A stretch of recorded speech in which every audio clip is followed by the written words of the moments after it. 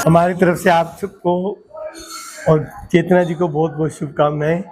इन्होंने जो जज की उपाधि प्राप्त की है उसके लिए प्रकृति भक्त फाउंडेशन, अपनी राकेश हुड्डा जी, अपने मुकेश भोगल जी, वंदना सहरावत जी, पूजा वशिष्ठ जी, राजू जी, सज्जन कौर जी, उषा जी, अश्विनी पराशर जी, हम सब दिल की गहराइयों से, मुकेश भोगल जी, हम सब दिल की गहराइयों से भगवान से प्रार्थना करते हैं कि इनकी ऊर्जा, ये शक्ति, ये वैभव, ये लाजवाब व्यक्तित्व ऐसे ही बना रहे और ये खूब मन लगाकर समाज की सेवा करें।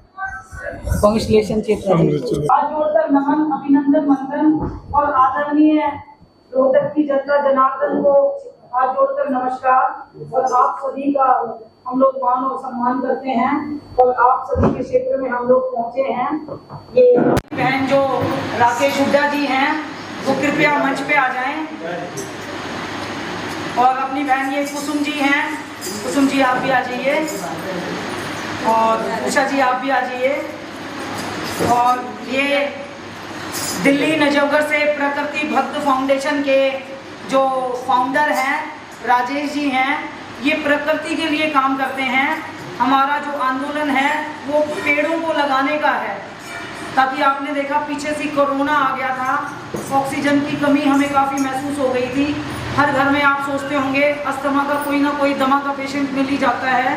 तो हमारे राजेश जी ने ये मुहिम छेड़ रखी है कि वो दिन हमें देखना ना पड़े जब हमारी कमर पे सिलेंडर बंधे हों ऑक्सीजन के। तो उसी अलख को जगाने के लिए हमारी जो ये राकेश हुड्डा बहन जी हैं और आदरणीय जनता जनार्दन के आशीर्वाद से हमारे अश्विनी बड़े भाई हैं, मेरे सम्मानित भाई, ये भी अलग जगाए हुए हैं प्रकृति भक्त फाउंडेशन की तरफ से। हमारी परम आदरणीय पूजा वशिष्ठ जी हैं, कंधे से कंधा मिलाते हुए आपकी राकेश हुड्डा जी के साथ जो इन्होंने स्मृति बना रखी है, अपनी उषा जी के साथ, अपनी कुसुम जी के साथ, जो भी नेहा फाउंडेशन है, अपनी सज्जन को, और एक आधी बहन का कोई नाम अगर याद ना रहे तो मुझे माफ़ करना, क्योंकि और अपनी ये जो चेतना अरोरा जी हैं, ये जज के लिए सिलेक्टेड हुई हैं। एक बार जोरदार स्वागत जो है राजेश जी करेंगे। ये जोर से तालियां बजा के। हमारी बड़ी बहन है और हमेशा इन्होंने मेरा पूरा सहयोग दिया है हर जगह। इतने कम उम्र में क्यों में हमारी चेतना बहन। और अब मेरी प्रार्थना है हमारे बड़े भाई राजेश प्रकृति भक्त फाउंडेशन के एक ठीक है, जो आपके सामने ये बैनर लगा है, बाबा रामदास स्पेशल चिल्ड्रन एजुकेशन, ये कुसुम जी हैं, बहादुरगढ़ से आई हैं, आपके क्षेत्र में अपनी सेवाएं देंगी। जैसे जैसे आप इनका मार्गदर्शन करेंगे, आप बताएंगे, उस हिसाब से ये अपनी सारी सेवाएं। कोई भी मेंटली बच्चा, मेंटली समझते हो ना, हमारी देशी भाषा में बोलते कपड़े फाड़ दिए, बाल काट दे, ये कर दे, ऐसा कोई भी बच्चा हो जो मतलब जिसके मेडिकल में सेवा की ज़रूरत हो, मैं स्पेशल बीएड कर रखी मैंने, मैं ऐसे बच्चों की डॉक्टर हूँ। अगर उस बच्चों को मेरी ज़रूरत हो तो मैं उनको रखती भी हूँ, रखती क्या मैं उन्हीं के साथ रहती हूँ। तो ऐसा कोई बच्चा हो आपके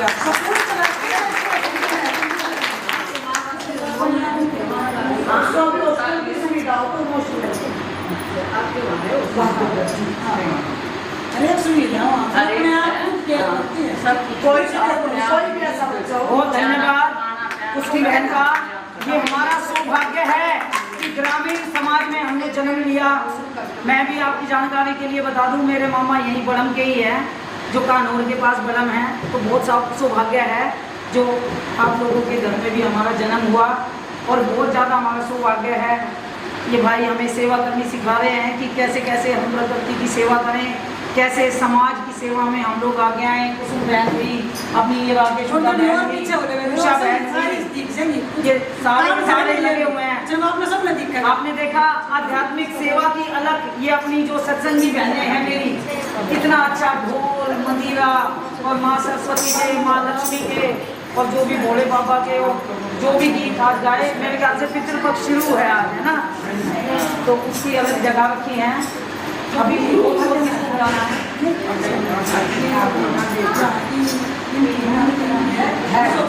छोटी है लेकिन एक बार नागली जी का स्वागत करेंगे, जिन्होंने इतनी सुंदर रात के दिन अलग जगाई है। सारे कपड़ा के हम सब एक है, जो नीचे बैठे पड़ेंगे सारे।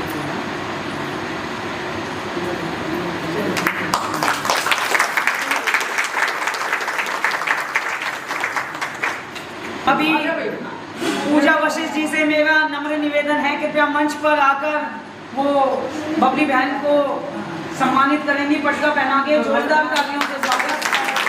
माँ सरस्वती जी अलग जगाती हैं, जो ढोलक वगैरह बजा रहे हैं उनको भी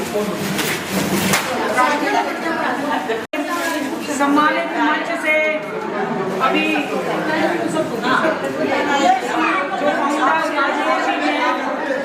वो सम्मान का ये जितने भी फोटो यहाँ खींचेंगे ना, सारे सब लोग आपके पास आएंगे, ठीक है ना। ये लीजिए, आजकल तो आराध में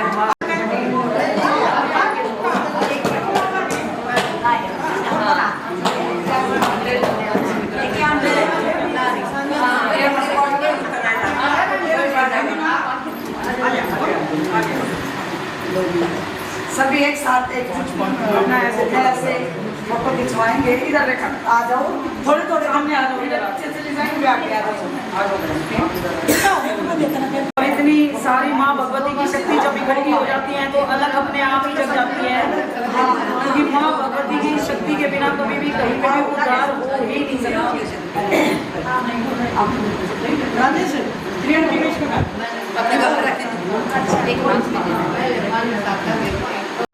ये सब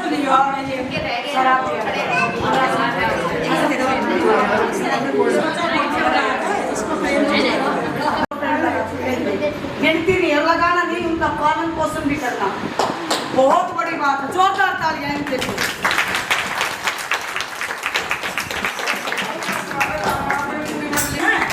ये सम्मान पत्र जो हमारे बच्चे हैं ना, उनकी नौकरी में भी 2 नंबर 1 नंबर मिलता है। ये सम्मान पत्र वैसे बहुत काम की है, बहुत सरकार से रजिस्टर हुई संस्था है, और पूरे हरियाणा प्रदेश में भाई साहब के पूरे 22 जिलों में भाई साहब ने कंप्यूटर चला रहे हैं, स्कूल चला रहे हैं, बहुत कुछ चला रहे हैं, मंदबुद्धि बच्चों का स्कूल चला रहे हैं। ऐसी ऐसी हमारी बहनें बहुत सारी हैं जिन कामों से प्रोग्राम करते रहते हैं, ताकि हमारे जो जिस तरह के हमारे बच्चे हैं वे भी शिक्षित हो सके आगे भविष्य में।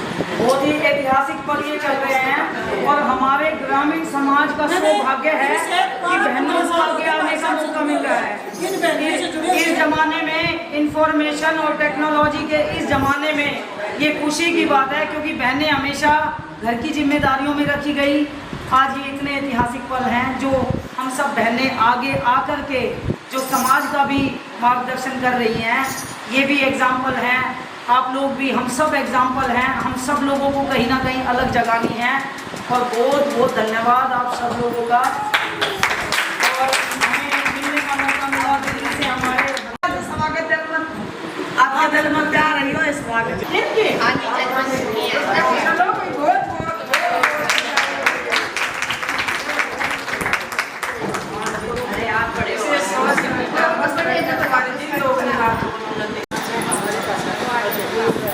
गणेश जी महाराज की जय हो, बोल शिव शंकर भगवान की जय हो, बोल बजरंगबली महाराज की जय हो, बोल नगर खेड़े की जय हो, आज के आनंद की जय हो, सब भक्तों की जय हो, बोल साचे दरबार की जय हो। पर आप हमारे ग्रामीण ये माँ भगवती की शक्तियाँ बैठी हैं, इन्होंने आपको आशीर्वाद दिया है। आप थोड़ा सा मार्गदर्शन करें कि कैसे कैसे हमारे ग्रामीण समाज के लिए आप कार्य करेंगी, कैसे न्याय दिलवाएंगी लोगों को।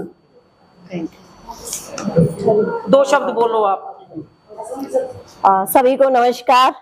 बहुत बहुत धन्यवाद समाचार निर्देश की टीम, मुकेश भोगल जी, अपनी बहन वंदना जी, बहन पूजा जी, प्रकृति भक्त फाउंडेशन से आए अपने राजेश जी, अश्विनी जी, और मेरी बड़ी बहन जिसने हर कदम पे मेरा हमेशा साथ दिया है, नया फाउंडेशन की अध्यक्ष राकेश देवी हुड्डा जी, और आप सभी बड़ी माताएं बहनें, सबका बहुत बहुत आभार, बहुत बहुत धन्यवाद। मैं पुनः राकेश जी का और पूरी टीम का धन्यवाद करती हूँ कि आप सबने मुझे इतना मान सम्मान, इतना प्यार, इतना स्नेह दिया है, और आगे भी उम्मीद करती हूँ कि मुझे हमेशा ही कहीं गलती होती है तो पकड़ के टोक के बताना भी आपकी जिम्मेदारी है, और कहीं मैं अच्छा करती हूँ तो मान सम्मान करना भी आपकी जिम्मेदारी है। तो ध्यान रखना है, ये जितनी भी है कहीं आपकी सीट पे आ जाए तो इनका बिल्कुल बिल्कुल मैं थोड़ा सा कोर्ट के बारे में बता देती हूँ। परमानेंट लोक अदालत जो कोर्ट है उसकी मेंबर बनाया गया है मुझे, वो भी एक जज की तरह ही वर्किंग कार्य होता है जो उसमें एक कंज्यूमर कोर्ट की तरह परमानेंट लोक अदालत कोर्ट होती है जी।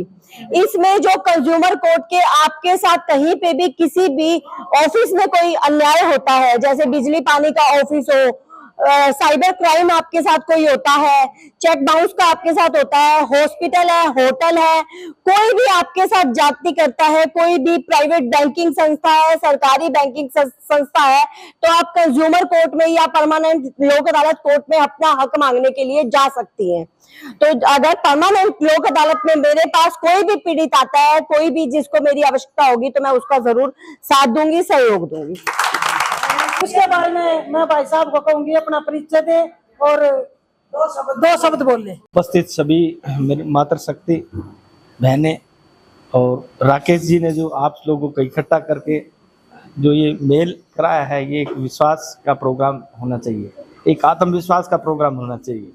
अपने अंदर आत्मविश्वास जगाने के लिए आप लोगों को इकट्ठा किया गया है कि आप अपने आत्मविश्वास से अपनी सभी समस्याओं को दूर कर सकते हैं। तो ये हमारा कार्यक्रम यही था कि एक छोटी छोटी बैठकें करके हम अपने आप के बारे में जाने, न कि दूसरे के बारे में जाने। हम अपने आप को जब जान जाएंगे तो वो समस्याएं भी हमारे सामने जो है ना कम हो जाएंगी। तो मैं सभी का धन्यवाद करता हूँ। हमारी राकेश जी का, हमारे जो राजेश जी आए हैं प्रकृति भक्त फाउंडेशन से, वो आपको इन समस्याओं से निजात के बारे में भी बताएंगे। तो आप सभी का यहाँ पहुँचने पर बहुत बहुत हार्दिक धन्यवाद। ये हमारी एक टीम है, वंदना जी है, पूजा जी हमारे वहाँ से आए हैं, अश्विनी जी है, पंकज जी हैं। ये हमारी एक टीम के रूप में काम करती है। जहाँ जहाँ भी हमारी बैठकें होती हैं, मीटिंगें होती हैं, तो सारे इकट्ठे जा करके एक आत्मविश्वास की बात करते हैं। तो वही बात आप राजेश जी आप लोगों को जो समझाएंगे उस बारे में, अगर आपको किसी बात के बारे में कोई शंका हो, कोई वो हो, तो उनसे आप जो है ना वो वार्तालाप कर सकते हैं। थैंक यू, धन्यवाद। अब मेरी प्रार्थना है प्रकृति भक्त फाउंडेशन के फाउंडर राकेश जी सम्मानित मंच पर आए और 2 शब्द हम सब बहनों को बोलें। मेरे साथ सब मिलकर जय घोष करेंगे, ठीक है। बोल सियापति रामचंद्र भगवान की, पवन सुत हनुमान की, वीर बजरंग बली की।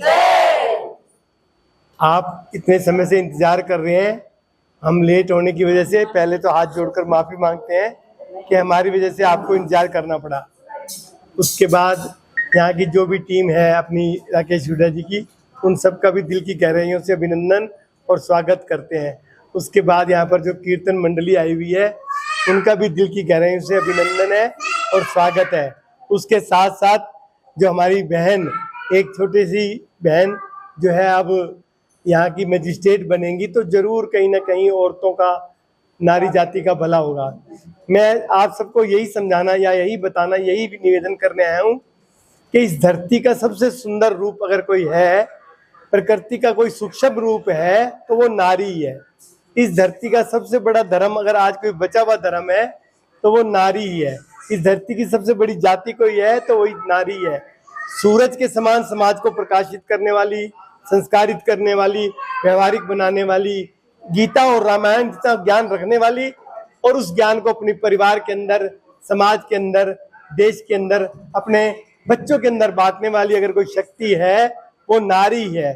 गंगा जमुना सरस्वती के समान ममता लुटाने वाली, करुणा लुटाने वाली, दया लुटाने वाली, प्यार बरसाने वाली और अपना सर्वत्र अपने परिवार के लिए, अपने बच्चों के लिए, अपने समाज के लिए खर्च करने वाली अगर कोई शक्ति है तो वो नारी ही है।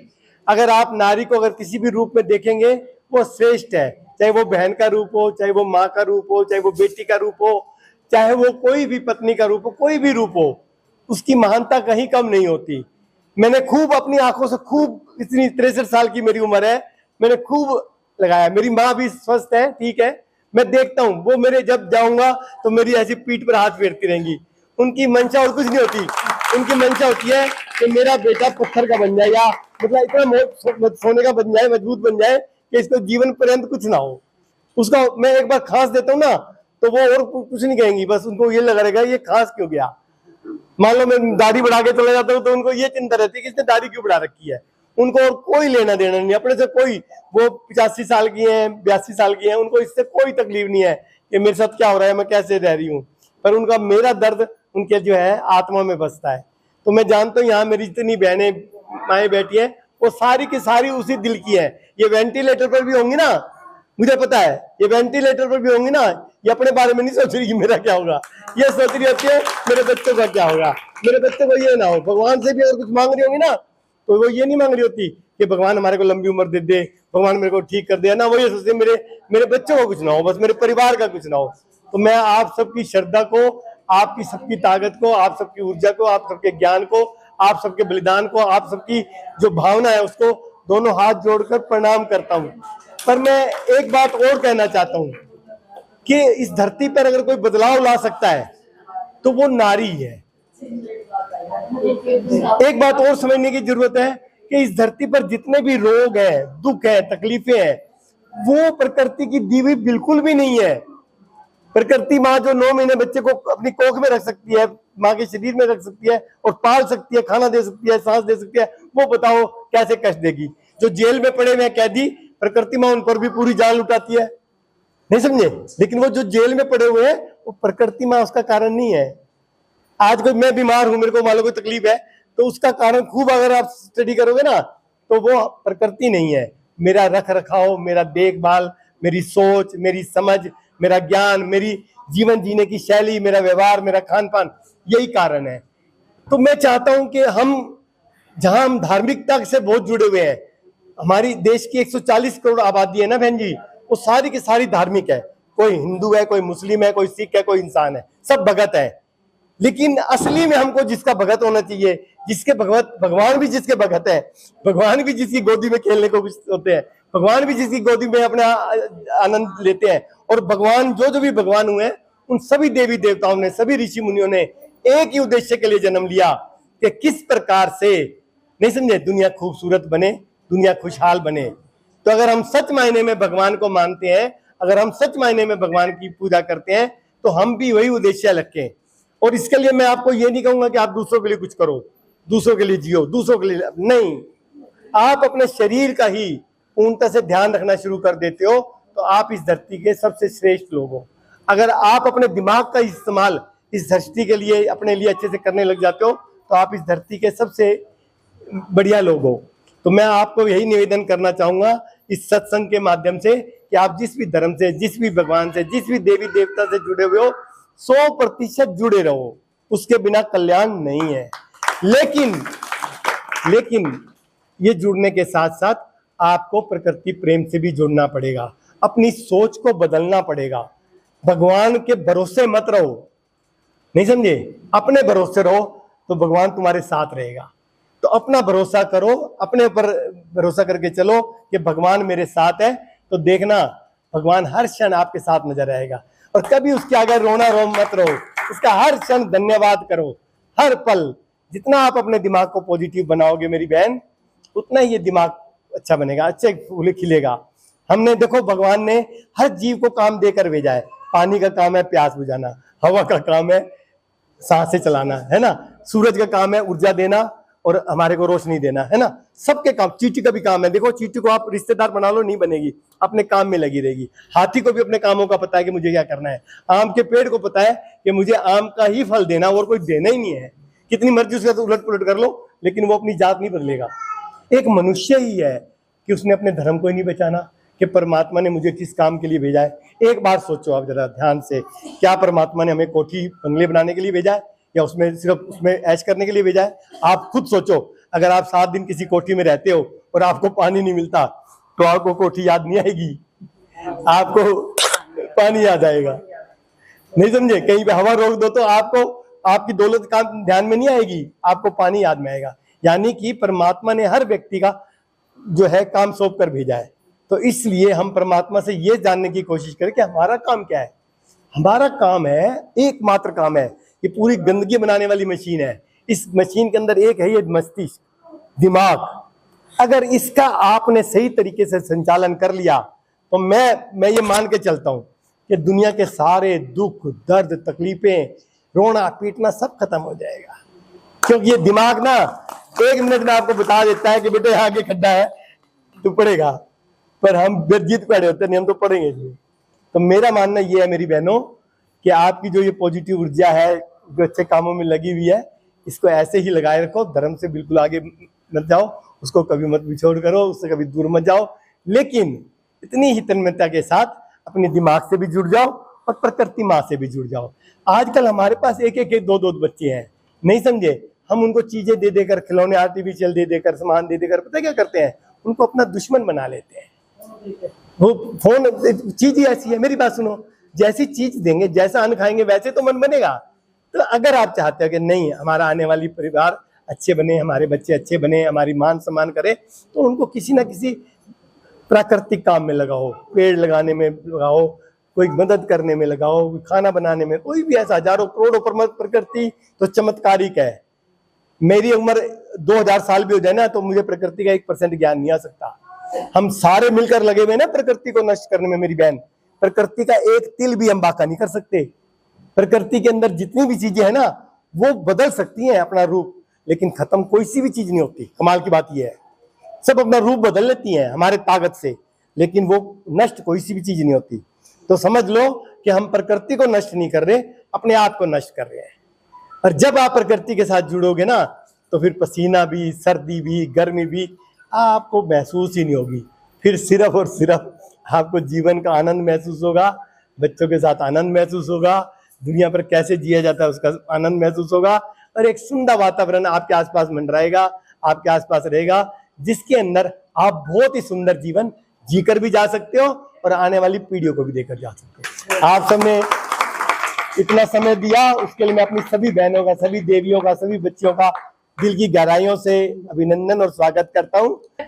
राकेश हुड्डा जी से मेरा नम्र निवेदन है, 2 शब्द वो बोलेंगी। मैं राकेश देवी हुड्डा, पंडित श्री राम शर्मा की महिला अध्यक्ष हरियाणा और नेहा फाउंडेशन की राष्ट्रीय अध्यक्ष। मैं समाज सेवा में 15-20 सालों से, जब से रोहतक आई हूँ, जब से जुड़ी हुई हूँ। और आज मेरा सौभाग्य है कि इतने मेरे इस पावन छोटे से घर में इतनी महान हस्ती हमारे राजेश भाई साहब और भोगल भाई साहब, पूजा वशिष्ठ जी और वंदना साराव जी और कुसुमलता कौशिक जी, राजो जी और हाँ, ये तो हमारी नैना बहन का तो हमारे पास हंगा है जी, इन्हें की बदल तो हम रह रहे हैं। और हमारी जो छोटी बहन मेरी चेतना है, इसकी तरह बहुत सारी मेरे साथ, कम से कम कॉलेज में मेरे साथ कोर्स करा है, कम से कम 200-300 लड़कियों ने, जिनका मैंने कोर्स करवाया, जो नौकरी भी लगी है। आज के दिन में दिल्ली में बहादुरगढ़ में जो हैंडीकैप बच्चे हैं उनके स्कूलों में भी हॉस्पिटलों में लगी हुई है। तो मेरा इतना इन ऐसी ऐसी बच्चियों से महिलाओं से इतना जुड़ाव है, और ये आपके ही पेट से पैदा होती हैं।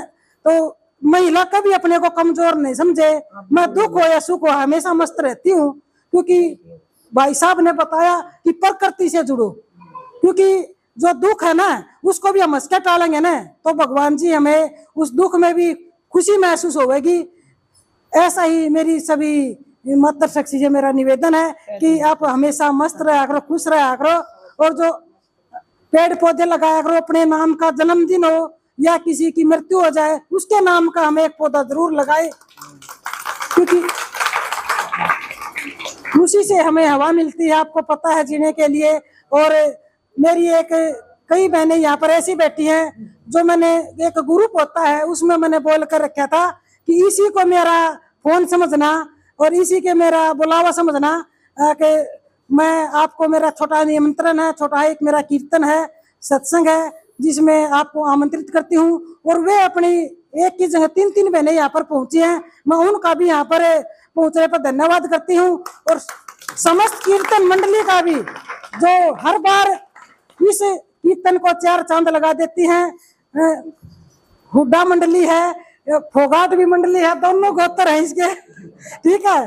तो ये इसकी जो मेरे साथ जो जुड़ी हुई है मातृशक्ति मंडली की, मैं उनका भी यहाँ पर पहुंचने बहुत बहुत धन्यवाद आभार व्यक्त करती हूँ। अभी मेरी और कोई बहन अपने विचार व्यक्त करना चाहेगी तो कृपया मंच पे आ जाएं।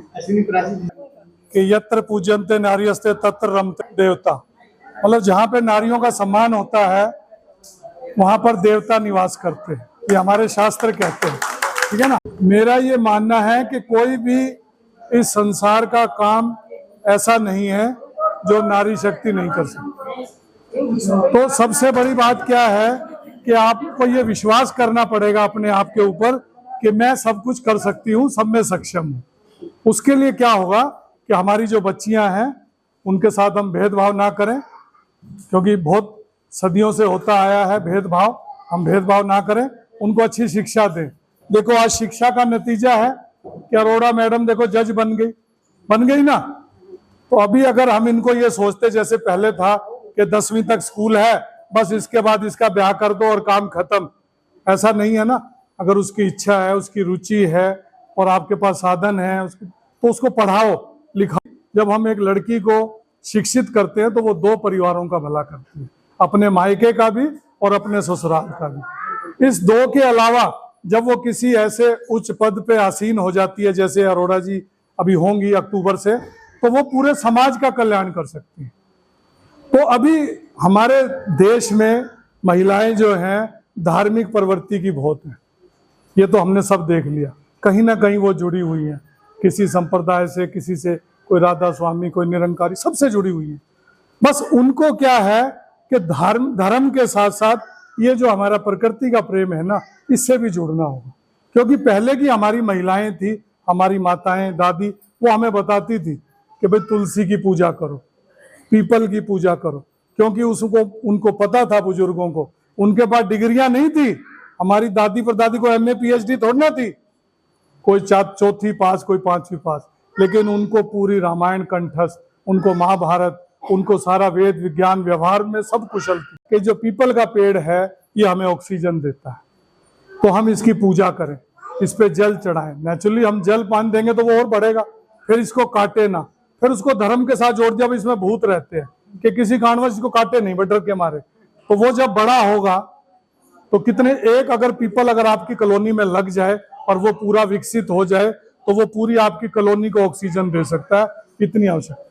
और अभी जो जैसे समय बदल रहा है, अभी तो बल्कि और अच्छा हो गया, आय के साधन बढ़ गए, बच्चे कम हो गए, तो अभी तो आप अपने बच्चों का, परिवारों का बहुत अच्छे से लालन पालन कर सकते हो। उनको शिक्षित करो, उनको संस्कारित बनाओ, हिंदू मुसलमान सिख बनाने के लिए एक अच्छा इंसान बनाओ, जो एक अच्छा इंसान बने, देश का नागरिक बने।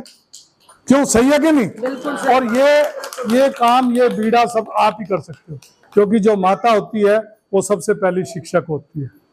बच्चा गर्भावस्था से ही माता के साथ जुड़ जाता है, उसके संस्कारों को, उसके आचार को, उसके व्यवहार को जितना वो ग्रहण करता है उतना कोई नहीं करता। और आप ही उसे छत्रपति शिवाजी बना सकते हैं, आप ही उन्हें महर्षि दयानंद बना सकते हैं, आप ही विवेकानंद बना सकते हैं, और अगर आप ध्यान नहीं देंगे तो रंगा बिल्ला भी बन जाएंगे। ये सब कुछ है। और आज ये जो समाज सेविकाएं जो जुड़ी हुई हैं, इनके भी अपने परिवार हैं, इनके बच्चे हैं, सब है ना। लेकिन इन्होंने सोचा कि जो हमारा जो जन्म हुआ है मानव का, हम दूसरों से भिन्न हैं। और भी प्रजातियां 84 लाख योनियां जो हम बोलते हैं, उनमें सब योनियों में सिर्फ वो अपना ही सोचते हैं। लेकिन हमारी एक योनि ऐसी है मानव की, जो हम, और परमात्मा ने हमें बुद्धि दी, ज्ञान दिया कि हम अपने साथ साथ इस सृष्टि के जितने जीव हैं, ये बच्चे हैं, माताएं हैं, बहनें हैं, पशु पक्षी, समाज, पेड़ फूल, सबका हमें ध्यान रखना है। बिल्कुल। तो ये तभी संभव होगा जो हमारे बच्चे शिक्षित होंगे, एक अच्छे इंसान बनेंगे। और मेरी आप सबसे प्रार्थना है कि महिला सत्संग के माध्यम से हमारा एक ही उद्देश्य है कि हम ये जो हमारी सोच है, हमारे भाई साहब राजेश शर्मा जी ने जो एक अलग जगाई है कि प्रकृति ही परमात्मा है। प्रकृति जैसे माँ है ना, सरस्वती माँ, ये प्रकृति भी ऐसी माँ है, और प्रकृति ही परमात्मा है। आप जितना प्रकृति के समीप जाएंगे, आपको परमात्मा की अनुभूति होगी। अनुभव ही तो करते हैं ना हम कि ये अच्छा काम हो रहा है, भाई प्रभु की कृपा है, सब बढ़िया से चल रहा है।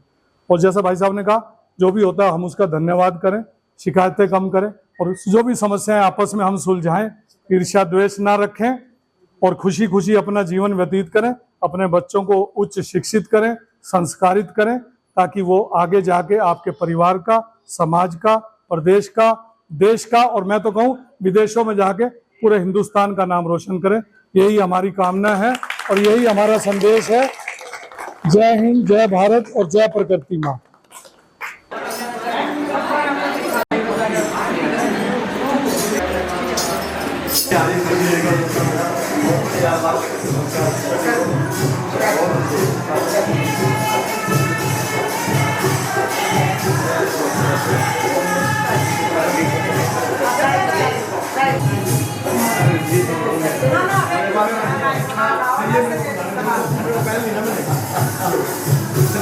पहले